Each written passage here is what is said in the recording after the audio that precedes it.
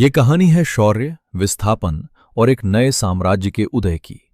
सदियों पहले मध्य भारत के रीवा, मध्य प्रदेश से चार राजकुमार अपने शौर्य के रथ पर सवार होकर छोटा नागपुर के इस बेहद घने और जंगली क्षेत्र में आए थे।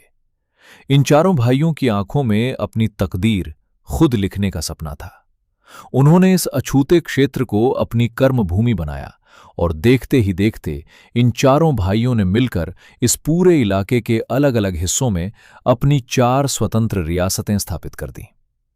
इन्हीं चार भाइयों में से एक प्रतापी राजा हुए राजा दुर्गा प्रसाद सिंह जी, जिन्होंने कोयलांचल के केंद्र यानी आज के झरिया शहर को अपनी राजधानी और अपनी रियासत बनाया, जिसे आज हम राजबाड़ी के नाम से जानते हैं।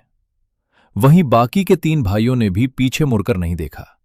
उन्होंने इस क्षेत्र के अन्य कोनों को संभाला और कतरासगढ़, नवागढ़ और हजारीबाग के पालगंज जैसे ऐतिहासिक क्षेत्रों में अपने स्वतंत्र राज्यों का परचम लहराया।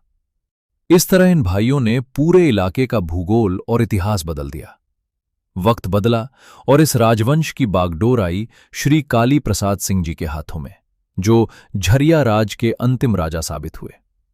साल 1952 में जब देश में जमींदारी प्रथा समाप्त हुई, तब इस भव्य रियासत का भी भारत संघ में विलय हो गया।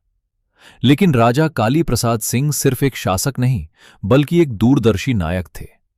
क्षेत्र में शिक्षा की अलग जगाने के लिए उन्होंने जमींदारी खत्म होने से ठीक पहले साल 1949 में अपने पिता की स्मृति में राजा शिव प्रसाद कॉलेज यानी आरएसपी कॉलेज की स्थापना की। और जब बात इस राजवंश की आन बान और शान की हो, तो झरिया के राजा तालाब का जिक्र होना लाजमी है। ये तालाब सिर्फ पानी का एक स्रोत नहीं है, बल्कि एक गवाह है झरिया के राजाओं की वैभवशाली जीवन शैली, उनकी धार्मिक आस्था और प्रजा के प्रति उनके प्रेम का। आज भले ही समय के थपेड़ों से ये महल खंडहर हो चुके हैं, लेकिन झरिया की मिट्टी में इस राजवंश की विरासत आज भी धड़कती है।